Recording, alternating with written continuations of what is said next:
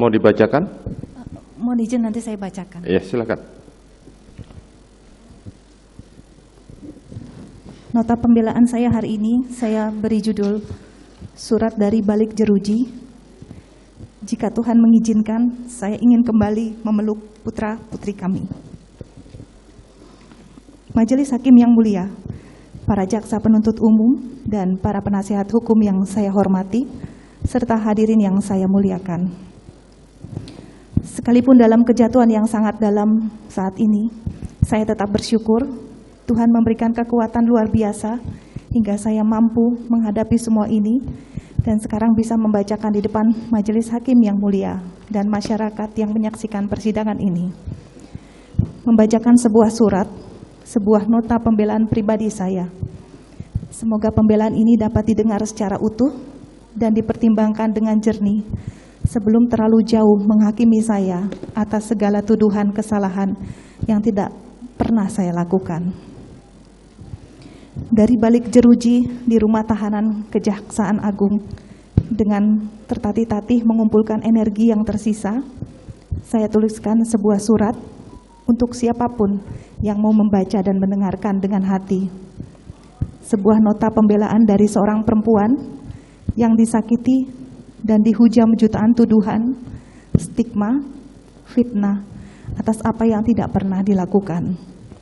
Sebuah nota pembelaan seorang ibu yang dipisahkan paksa dari anak-anaknya hanya dengan dasar tuduhan yang rapuh dan mengada-ngada. Huruf demi huruf dan setiap kata yang saya tuangkan di sini mengalir membawa ingatan pada orang-orang tersayang di luar sana, khususnya anak-anak di rumah dan di sekolah, suami yang telah ratusan hari berpisah sejak ditahanan di Makobrimob, hingga orang tua dan seluruh sahabat yang juga ikut merasakan derita yang kami alami. Namun lebih dari itu, coretan pena di lembar kertas putih ini berulang kali saya rasakan seperti irisan luka yang disobek paksa kembali dan seperti pisau yang disayatkan lagi pada perih luka yang belum pernah sembuh hingga saat ini. Berkali-kali, yaitu ketika saya harus menjelaskan apa yang terjadi pada sore hari di rumah kami di Magelang, 7 Juli 2022 lalu.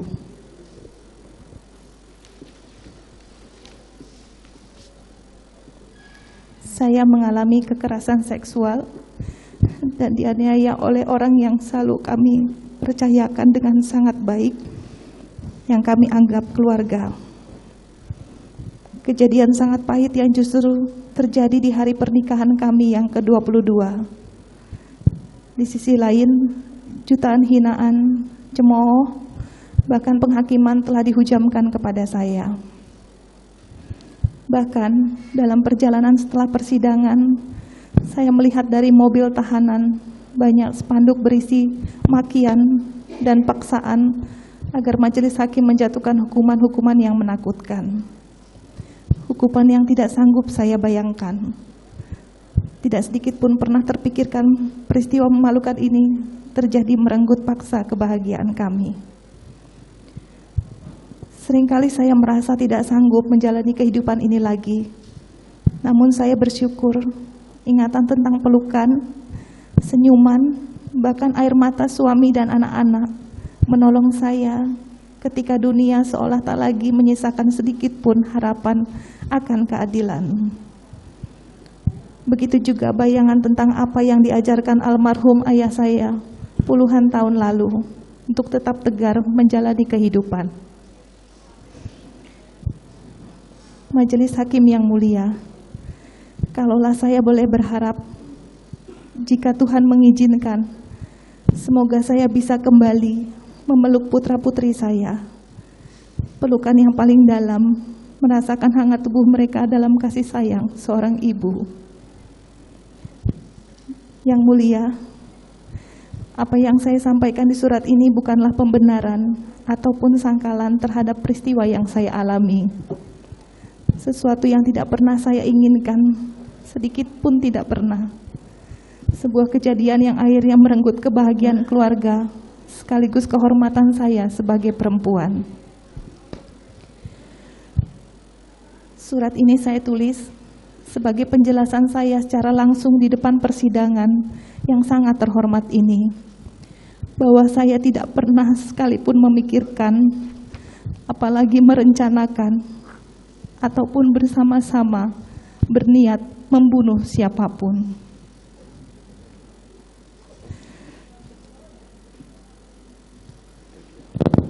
Majelis Hakim yang mulia, para jaksa penuntut umum, dan para penasihat hukum yang saya hormati.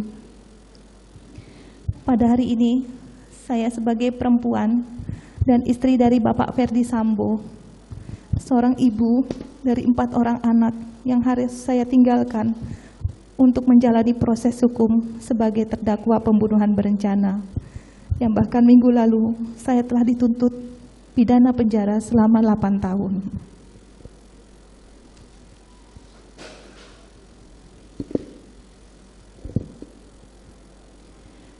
Di saat proses hukum yang berjalan mencari keadilan bagi korban, saya dihadapkan dengan tudingan serta fitnah oleh banyak pihak dari berbagai kalangan masyarakat. Bahkan pejabat publik yang ikut beramai-ramai membantah dan mengucilkan saya sebagai korban kekerasan seksual. Majelis Hakim yang mulia, dengan tuduhan sebagai pelaku pembunuhan berencana yang sampai saat ini tidak saya pahami, tidak pernah saya menyangka pada tanggal 8 Juli 2022 bisa terjadi. Konstruksi yang dibangun dengan menambah aspek perselingkuhan rasanya tidak pernah cukup untuk mendakwa saya sebagai pelaku pembunuhan berencana, namun juga menuding saya sebagai perempuan tidak bermoral. Untuk itu, pembelaan saya hari ini akan saya mulai dengan menceritakan secara singkat riwayat hidup saya. Majelis Hakim yang mulia, para jaksa penuntut umum, dan para penasihat hukum yang saya hormati. Saya dilahirkan dari rahim ibu seorang pendidik dan sosok ayah seorang tentara. Saya sangat terkesan bagaimana ibu saya yang seorang guru SMA mengajarkan ketulusan dan nilai-nilai kehidupan. Sementara dari ayah saya belajar tentang kedisiplinan dan ketegaran dari setiap tantangan hidup yang saya alami. Ayah saya purnawirawan dengan pangkat Brigadir Jenderal TNI Angkatan Darat. Terakhir beliau menjabat sebagai Direktur Seni Angkatan Darat, Mabes Angkatan Darat. Dan kecintaan beliau terhadap tanah air juga sangat kuat dalam ingatan kami anak-anaknya. Meskipun saya perempuan, kedua orang tua saya menuntut semua anak-anaknya memprioritaskan pendidikan. Saya menyelesaikan S1 di Fakultas Kedokteran Gigi Universitas Trisakti Jakarta. Selanjutnya, saya melanjutkan pendidikan di Pittsburgh, Pennsylvania, Amerika Serikat. Semangat dari orang tua telah mendorong saya untuk selalu berprestasi di antara peserta didik, termasuk ketika saya menempuh pendidikan di luar negeri. Saya mendapatkan penghargaan, menambah semangat dan rasa cinta terhadap dunia pendidikan. Saya banyak belajar dari kedua orang tua tentang nilai hidup, kesetiaan, ketegaran, serta mencurahkan perhatian penuh terhadap keluarga. Hingga saat ini, nilai hidup mereka adalah inspirasi sepanjang hidup yang tidak akan pernah saya lupakan. Apalagi hidup sebagai anak dalam keluarga tentara, kedisiplinan, ketegaran, dan kesabaran selalu menjadi landasan yang menguatkan saya dalam menjalani hidup ini.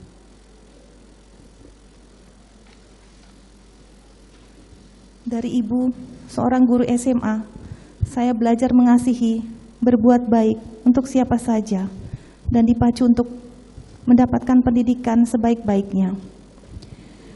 Dari lubuk hati yang terdalam, izinkan saya berterima kasih kepada ayah dan ibu saya yang sudah mendidik, mengasihi, dan memberikan nilai-nilai kehidupan yang baik dalam hidup saya.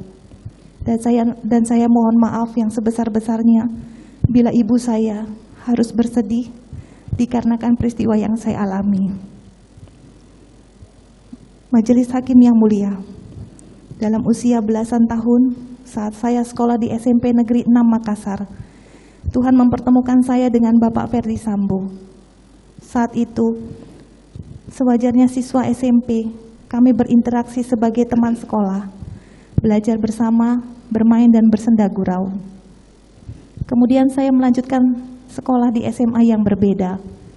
Sekalipun demikian, kami tetap menjalin komunikasi dengan baik. Selanjutnya Bapak Ferdi Sambo menjalani pendidikan di Akademi Kepolisian Semarang. Hingga kemudian kami dipertemukan kembali, disatukan, dan mengucap janji setia dalam pernikahan di altar gereja pada tanggal 7 Juli 2000. Saya sangat bersyukur, bangga, dan bahagia memilih seseorang yang saya cintai, Inspektur 1 Ferdi Sambo, Sarjana Hukum, sebagai pasangan hidup saya. Saat itu suami saya masih menjalankan tugasnya di Polres Jakarta Timur. Sejak saat itu, saya memasuki hidup baru sebagai seorang istri Polri, seorang bayangkari.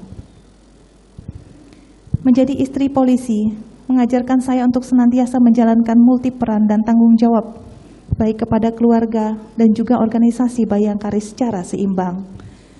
Saya belajar tentang bagaimana istri harus mendampingi suami dan mendapat bimbingan dan pengalaman dari para senior di bayangkari. Selain itu juga, kita berbagi suka dan duka dalam mendampingi suami tercinta, mendapatkan berbagai ilmu dan pengalaman yang luar biasa. Tekad saya pun dalam berorganisasi bayangkari adalah melayani, bukan untuk dilayani. Saya juga harus belajar merelakan dan memahami situasi yang mewajibkan suami untuk mendahulukan pelaksanaan tugasnya melayani masyarakat. Bahkan dalam sebuah kondisi tertentu, suami saya pergi menjalankan tugas saat kami sedang membutuhkan dan merindukannya. Sebagai istri polisi, saya paham dan harus ikhlas merelakannya. Karena kecintaan terhadap keluarga tumbuh bersama dan sama besarnya dengan kecintaannya terhadap institusi polisi. Sebagai seorang bayangkari, saya juga memahami pendidikan adalah hal yang utama. Dengan pendidikan dapat dibentuk karakter agar mampu bertahan di setiap keadaan.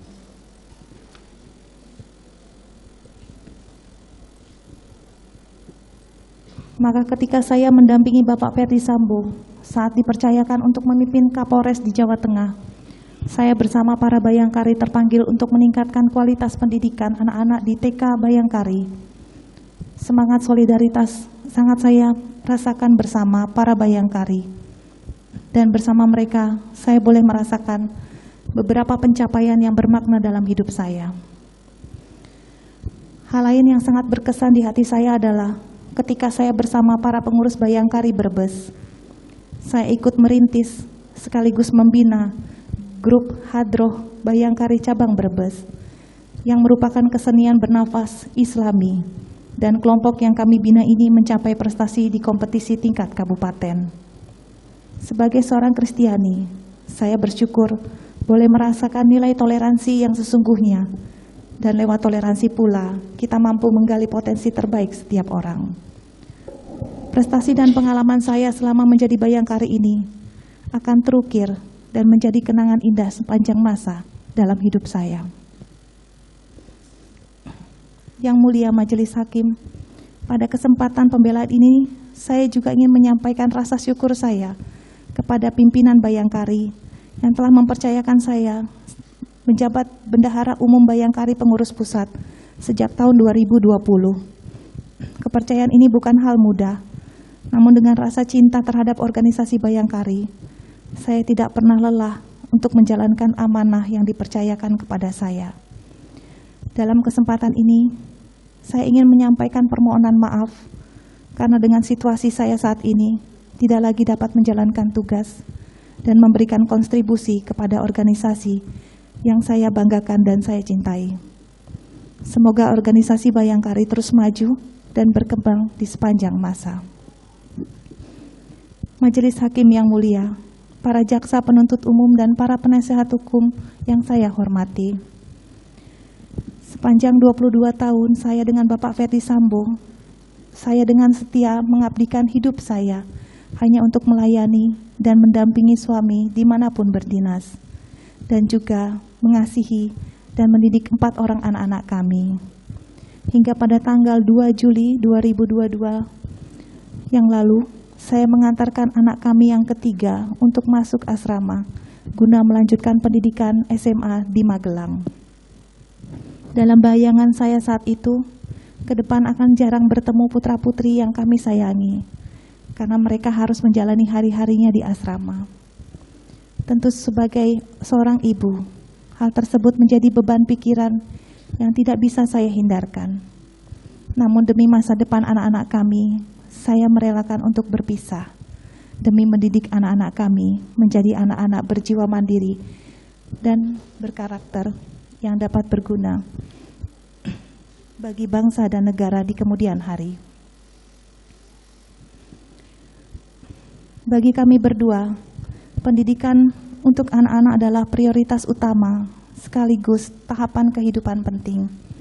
Saya dan suami ingin secara langsung mengantarkan anak kedua dan ketiga kami memasuki hari pertama pendidikan tingkat SMA, tepatnya di tanggal 4 Juli dan 6 Juli 2022. Kami sangat bersedih, namun bangga dapat melepaskan anak kami untuk mengenyam pendidikan di tempat yang berkualitas demi masa depan anak-anak kami. Semoga Tuhan memberikan kesempatan anak-anak kami dapat tumbuh menjadi insan-insan yang berguna bagi nusa dan bangsa. Yang mulia Majelis Hakim, saya ingat pada pergantian hari tanggal 6 Juli ke 7 Juli 2022 lalu, saya dan suami sedang duduk bersama di ruang tamu. Kemudian para pekerja kami yang berada di Magelang datang memberikan kejutan dengan membawakan kue dan nasi tumpeng yang sudah dipersiapkan oleh suami saya untuk kejutan kepada saya di hari ulang tahun pernikahan kami yang ke-22. Kami berkumpul bersama dan berdoa, bersyukur pada Sang Maha Kuasa atas segala kebaikan yang diberikan. Kemudian saya menyuapi suami saya kue, dan setelah itu secara bergantian saya menyuapi nasi kuning kepada seluruh pekerja yang ada di Magelang, sebagai ungkapan kebersamaan dan rasa syukur dalam sebuah keluarga. Saya gembira karena memang 7 Juli sesungguhnya adalah hari yang sangat saya nantikan tiap tahun, menjadi momen kebahagiaan dan pemersatu ikatan cinta kasih kami sekeluarga. Di mana 22 tahun yang lalu, saya dan suami saya, Bapak Ferdi Sambo, sebagai pelindung dan kepala rumah tangga, mengingat akan janji pernikahan yang diucapkan di altar gereja di Jakarta.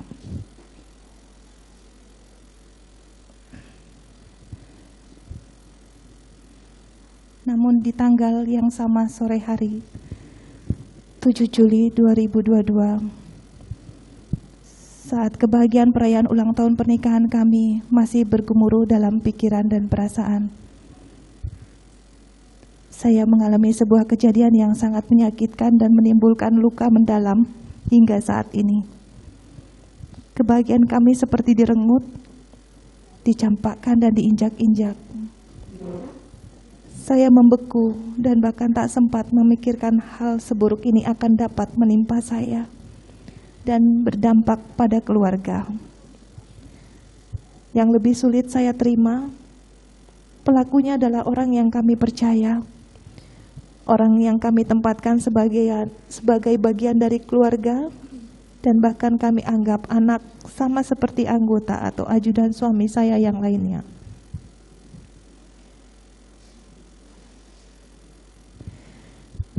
Saya tidak mengerti mengapa ini harus terjadi pada saya tepat di hari pernikahan kami yang ke-22.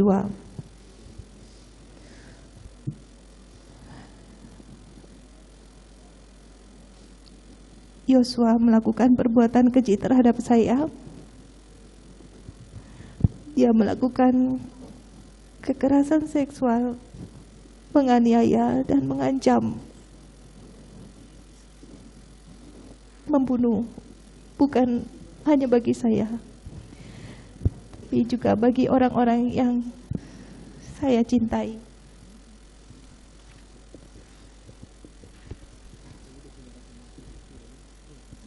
Jika ada orang lain yang mengetahui apa yang ia lakukan.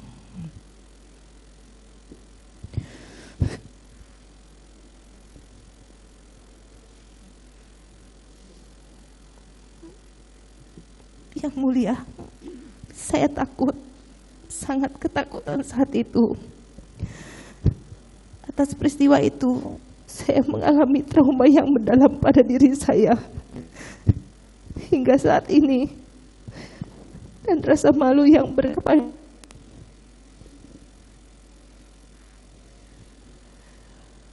Bukan hanya bagi saya, tapi juga bagi seluruh anggota keluarga kami.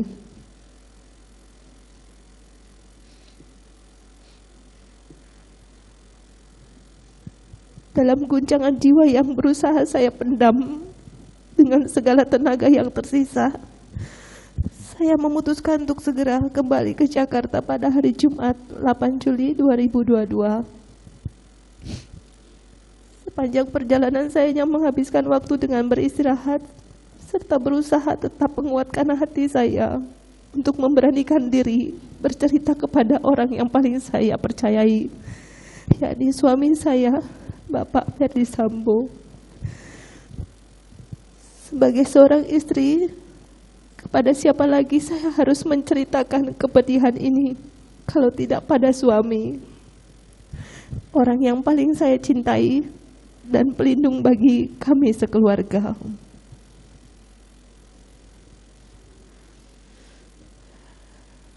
Majelis Hakim yang mulia, sampai di Rumah Saguling, saya langsung menjalankan protokol kesehatan seperti yang telah kami sekeluarga lakukan sejak pandemi COVID-19 melanda Indonesia. Selain karena saat itu kondisi kesehatan saya agak menurun, kami juga berupaya lebih ketat menjalankan protokol kesehatan karena adanya anak kami berusia 1,5 tahun yang belum bisa divaksin. Saya melaksanakan tes PCR sesuai dengan aturan bagi keluarga kami.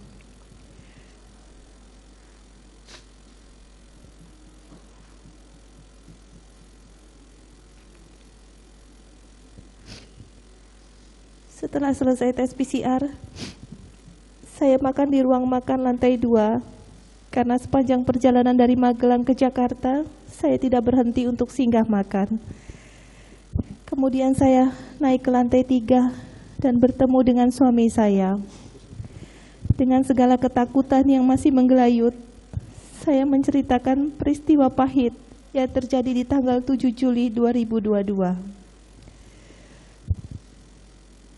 Dengan semua sisa keberanian, saya sampaikan secara jujur apa yang dilakukan Yosua secara langsung hanya kepada suami saya. Saya hancur dan malu sekali saat harus menceritakan kejadian kelam tersebut. Tidak bisa dijelaskan bagaimana dinginnya suasana saat itu. Saya memandang ke suami, matanya kosong, tubuhnya bergetar, dan tarikan nafasnya menjadi sangat berat. Kami berdua tak kuasa menahan tangis. Apa yang terjadi ini terlalu berat bagi kami.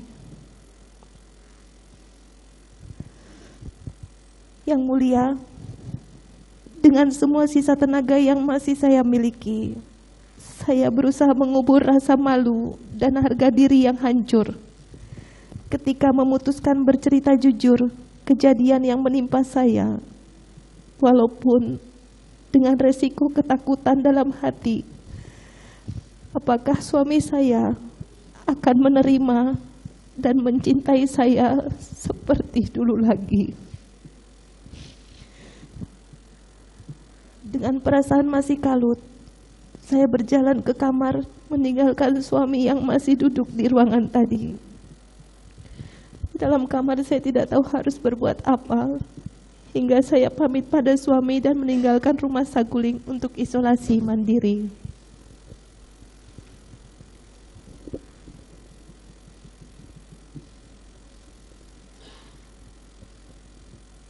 Yang ada dalam lubuk pikiran saya saat itu adalah mengambil jarak, namun tetap harus isolasi, menunggu hasil tes PCR. Untuk mencegah anak kami bertemu dan tidak kuasa menahan untuk memeluk saya saat melihat ibunya. Sampai di rumah Duren 346, langsung masuk kamar dan menutup pintu. Kemudian saya berganti pakaian, karena pakaian yang saya kenakan saat tiba di rumah Duren 3 adalah pakaian yang sama sejak keberangkatan sejak pagi dari Magelang. Berganti pakaian ini adalah kebiasaan saya sebelum istirahat atau tidur. Yang mulia, hari itu saya lelah sekali. Tubuh, pikiran, dan perasaan saya saat itu berada dalam situasi berat yang rasanya tidak pernah saya alami. Apalagi di sela istirahat, tanpa jelas apa yang terjadi, saya mendengar beberapa letusan keras di rumah tempat saya beristirahat. Dalam kondisi masih sangat lelah dan tertekan, saya menutup telinga dan kaget luar biasa sambil bertanya dalam hati, apa yang terjadi di luar sana? Tak lama berselang, dalam keadaan masih kebingungan dan cemas, suami membuka pintu dengan terburu-buru, masuk kamar, kemudian langsung mendekap kepala saya di dadanya dan menuntun saya keluar kamar sampai garasi. Dalam kondisi yang takut sekaligus bingung, saat itu saya tidak bisa melihat situasi dan kondisi di dalam rumah. Lalu saya diantarkan Dek Riki untuk kembali ke Saguling atas perintah suami saya. Yang mulia, pada tanggal 9 Juli 2022, pagi hari suami saya menjelaskan bahwa Richard telah menembak Yosua hingga meninggal dunia. Saya pun sangat kaget mendengar kabar tersebut. Suami menyampaikan sudah melaporkan kepada Bapak Kapolri peristiwa tembak-menembak antara Yosua dan Dek Richard yang disebabkan karena Yosua melakukan pelecehan terhadap saya. Waktu dijelaskan hal tersebut, saya marah kepada suami saya karena saya dibawa-bawa dalam peristiwa tersebut. Saya hanya bisa menangis. Hingga akhirnya saat suami saya telah ditahan di Makobrimob, setelah ia bercerita jujur, saya dihubungi suami saya untuk datang ke Makobrimob sebagai saksi dalam perkara tersebut dan menceritakan secara jujur apa yang terjadi di Magelang tanggal 7 Juli 2022 dalam kapasitas sebagai saksi. Sungguh saya takut, sangat malu, dan merasa hina sekali harus menceritakan peristiwa kekerasan seksual yang saya alami. Terlebih, beban berat mental dan jiwa saya, serta rasa malu yang mendalam menghadapi peristiwa ini dan harus bercerita di depan orang banyak. Rasanya saya sudah tidak berarti lagi hidup karena malu dan menjadi omongan di mana-mana. Jika boleh memilih, rasanya mungkin lebih baik saya menutup rapat-rapat peristiwa yang saya alami tanggal 7 Juli 2022 itu. Karena bila saya menyampaikan kembali peristiwa yang sangat menyakitkan tersebut, semakin menghidupkan trauma mendalam dan malu dalam diri saya.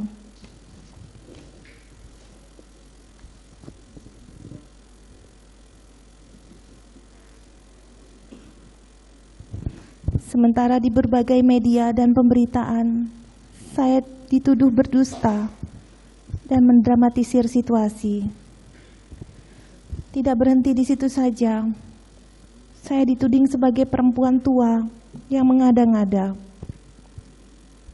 Semua kesalahan diarahkan kepada saya tanpa saya bisa melawan. Ketika saya memilih untuk diam, publik mendesak saya untuk muncul dan bicara. Namun ketika saya bicara, kembali muncul komentar dari para pengamat yang tidak pernah mengetahui kejadian sebenarnya, namun berkomentar bahwa saya bukan korban kekerasan seksual karena masih sanggup bicara.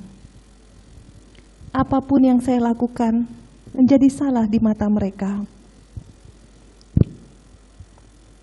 Yang mulia Majelis Hakim, dalam kesempatan ini saya menyatakan siap mempertanggungjawabkan kesaksian saya kepada Sang Pemilik Hidup, Tuhan yang Maha Esa, bahwa saya benar-benar mengalami kekerasan seksual dan penganiayaan yang dilakukan oleh Yosua.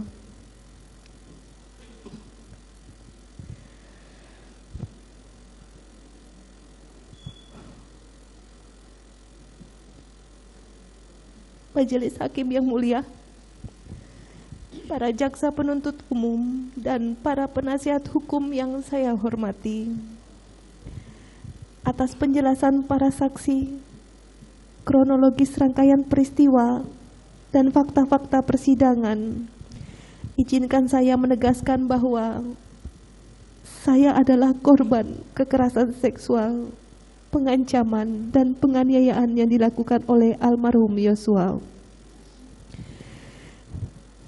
Saya sepenuhnya tidak pernah sedikit pun menginginkan, menghendaki, merencanakan, ataupun melakukan perbuatan bersama-sama untuk menghilangkan nyawa Yosua.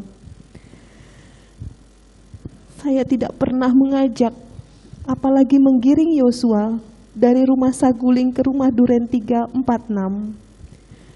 Saya hanya meminta tolong kepada Dek Riki untuk mengantarkan saya isolasi ke Duren 3, tidak kepada yang lainnya.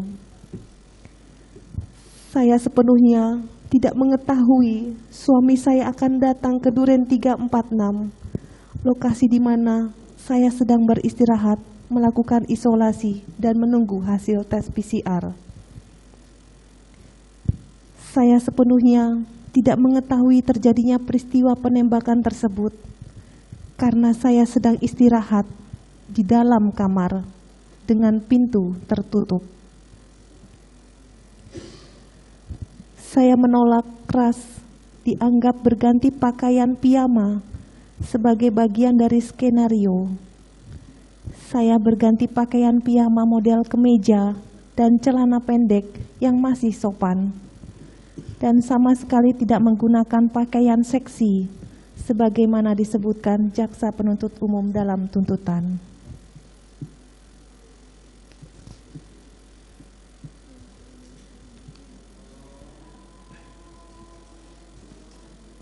Majelis Hakim yang mulia, para jaksa penuntut umum dan para penasihat hukum yang saya hormati,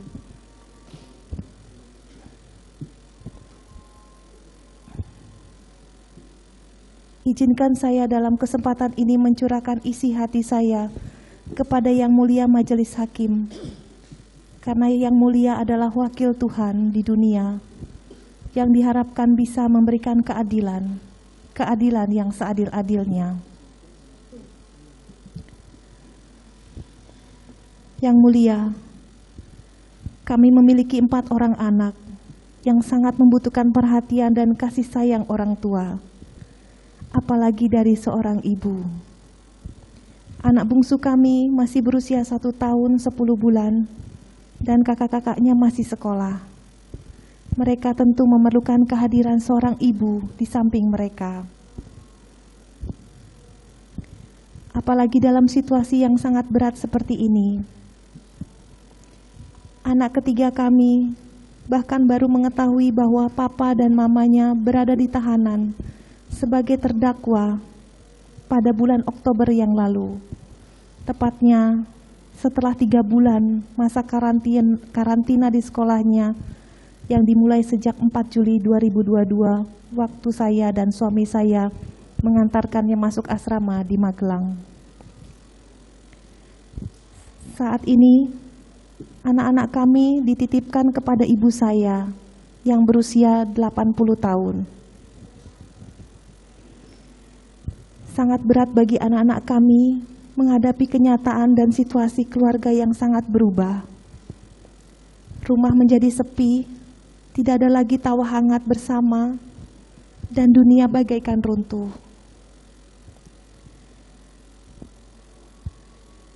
Yang Mulia, izinkan saya memperbaiki keadaan ini. Saya ingin menjadi seorang ibu yang bertanggung jawab bagi kehidupan anak-anak kami. Sejak terjadinya peristiwa ini, Di tengah ketidakhadiran orang tua, anak-anak kami tetap menghadapi kecaman, cemooh, dan hinaan yang keji. Padahal tidak seharusnya mereka mengalami hal yang sangat pahit dan melukai masa tumbuh dan kembang mereka sebagai pribadi yang berharga.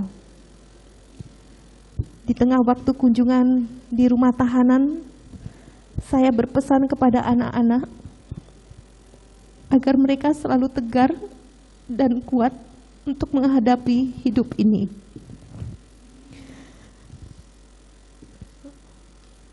Saya berharap saya dapat segera kembali mendampingi anak-anak saya untuk menguatkan jiwa kami sekeluarga menghadapi peristiwa ini. Apalagi berita-berita di media ataupun publikasi media sosial hampir selalu menyudutkan kami sebagai orang tua. Banyak publikasi yang seperti tidak peduli apakah yang disampaikan benar atau tidak, dan tanpa memikirkan beban mental yang terjadi pada anak-anak kami akibat publikasi tersebut. Saya memohon kepada Yang Mulia untuk berbelas kasih kepada saya dan anak-anak kami yang selama berbulan-bulan menghadapi berita-berita yang kurang baik terhadap kedua orang tuanya. Dan anak-anak kami tidak tahu harus bersandar di mana karena kedua orang tuanya tidak bisa mendampingi dan menguatkan di rumah.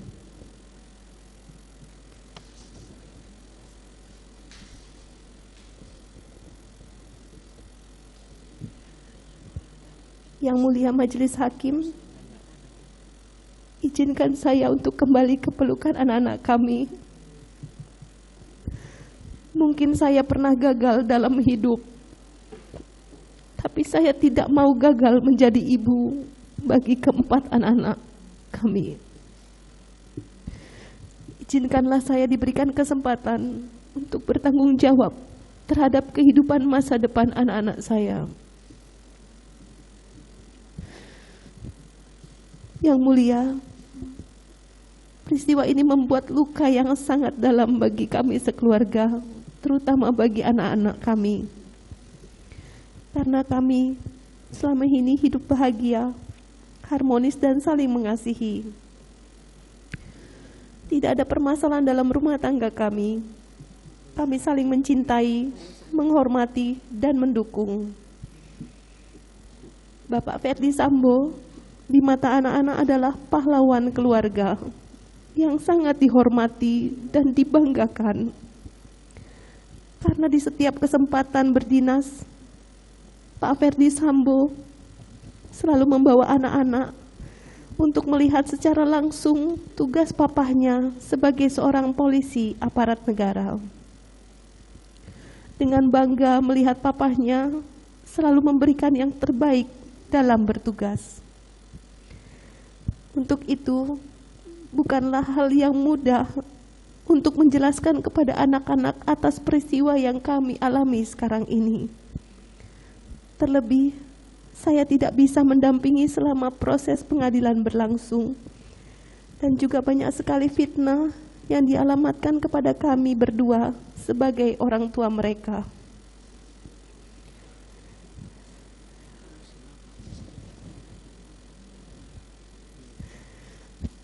Yang Mulia Majelis Hakim,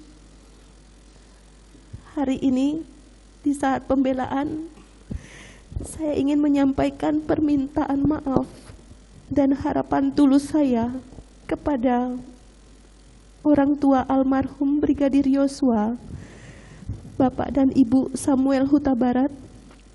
Saya turut berduka, memohon maaf dan berdoa semoga seluruh keluarga dikuatkan dan diberkati. Dek Richard dan keluarga, mohon maaf karena harus melalui semua ini. Dek Riki dan Om Kuat beserta keluarga, saya mohon maaf dan saya mendoakan semoga Tuhan memberikan kekuatan untuk keluarga Dek Riki dan Om Kuat. kepada seluruh personel Polri yang terdampak dari peristiwa ini. Saya mohon maaf. Semoga Tuhan Yang Maha Esa senantiasa menyertai. Saya juga meminta maaf kepada Bapak Presiden Republik Indonesia, Bapak Joko Widodo, Bapak dan Ibu Kapolri, para bayangkari, serta masyarakat yang terdampak dan menguras perhatian selama proses hukum saya berlangsung.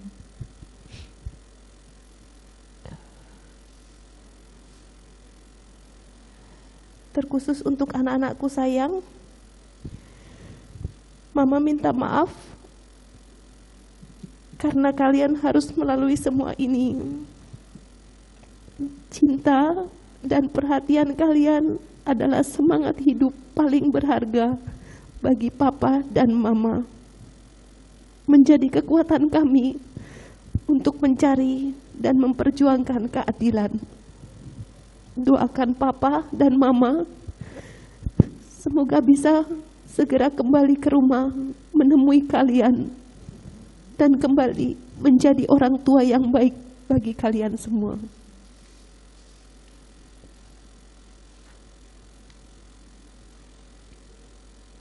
Dari balik jeruji tahanan, Mama terus mendoakan dan memohon pada Tuhan agar tidak pernah lagi meninggalkan kalian di waktu terbaik kalian. Doa dan kasih sayang Mama selalu menyertai langkah anak-anakku tersayang. Sabar dan maafkanlah bila ada yang mencela kalian semua. Ada tangan Tuhan yang akan selalu mengasihi dan menyertai kalian di setiap waktu.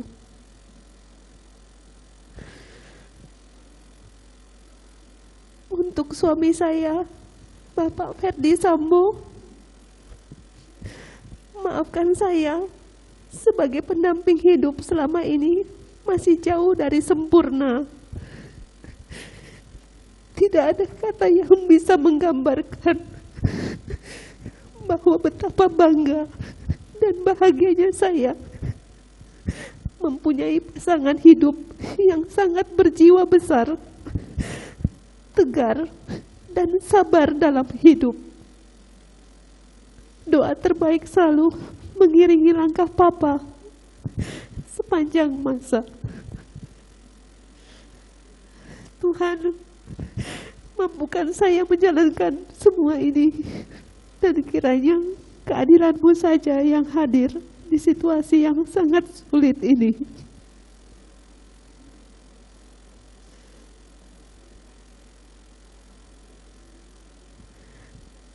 Majelis Hakim yang mulia, para jaksa penuntut umum, dan para penasihat hukum yang saya hormati. Kalaulah boleh saya bertanya,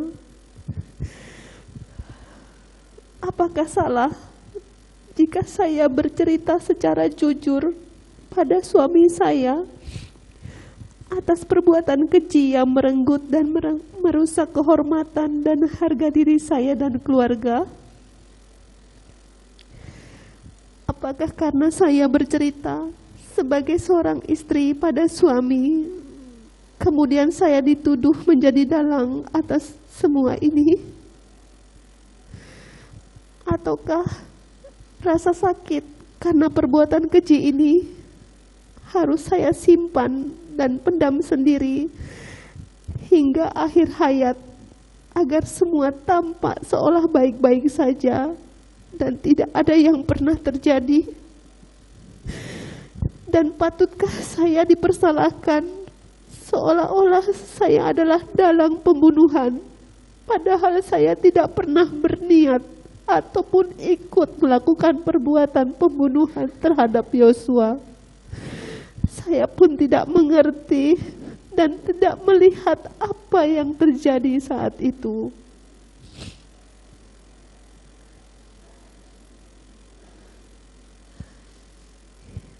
Yang mulia,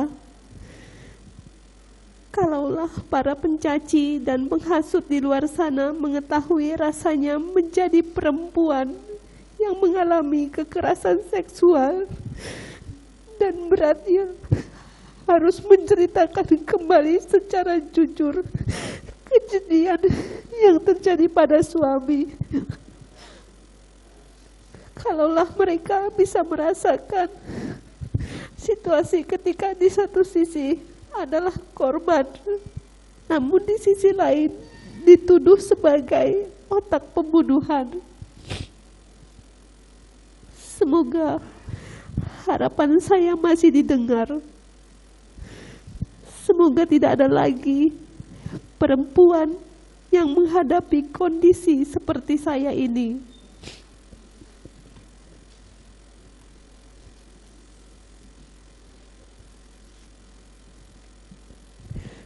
Yang mulia, izinkan saya mengetuk pintu hati yang mulia majelis hakim. Mengharapkan yang mulia secara jernih melihat fakta demi fakta, bukti demi bukti yang muncul dalam persidangan ini. Mengharapkan yang mulia memberikan keadilan dengan arif dan bijaksana. Yang mulia, sungguh saya ingin menjaga dan melindungi anak-anak kami, mendampingi mereka dan kembali memeluk mereka, serta menebus segala kegagalan saya sebagai seorang ibu. Saya berharap saya dapat kembali bersama anak-anak saya untuk menguatkan jiwa anak-anak kami menghadapi peristiwa ini. Dan berita-berita di media serta publik yang sering menyudutkan kami sebagai orang tua. Saya memohon kepada Yang Mulia untuk berbelas kasih kepada saya, untuk anak-anak saya yang selama berbulan-bulan menghadapi berita-berita yang kurang baik terhadap kedua orang tuanya.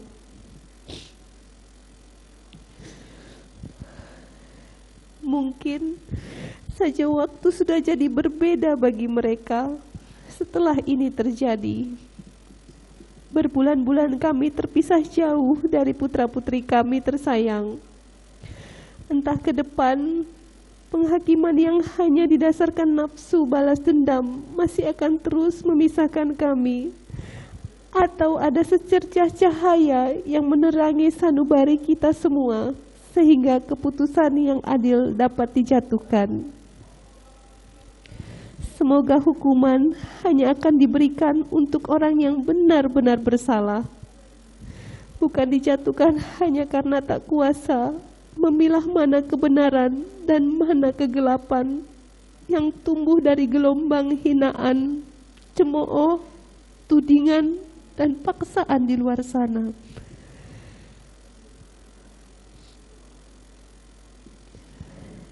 Yang mulia, semua yang terjadi sejak sore 7 Juli 2022 hingga detik ini adalah sesuatu yang berat bagi saya dan tidak pernah saya bayangkan akan terjadi dalam hidup saya.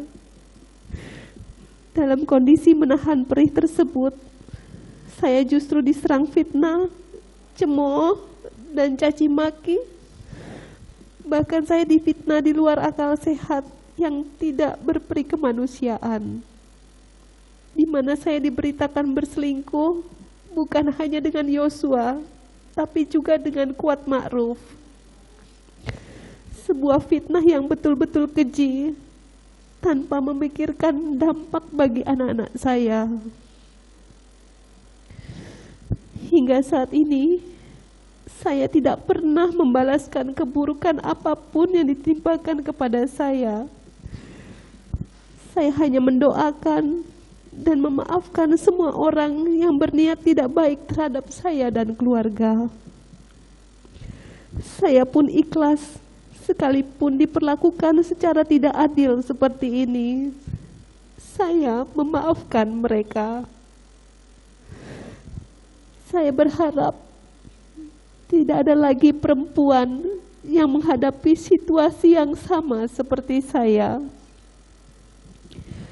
Di satu sisi menjadi korban, namun di sisi lain juga dituduhkan berbohong, bahkan berselingkuh.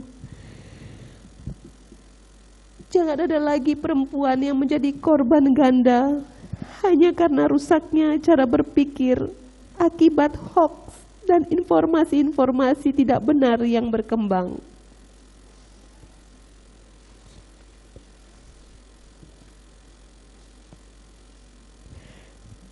Yang mulia, besar harapan saya, janganlah kebencian membuat kita tidak adil.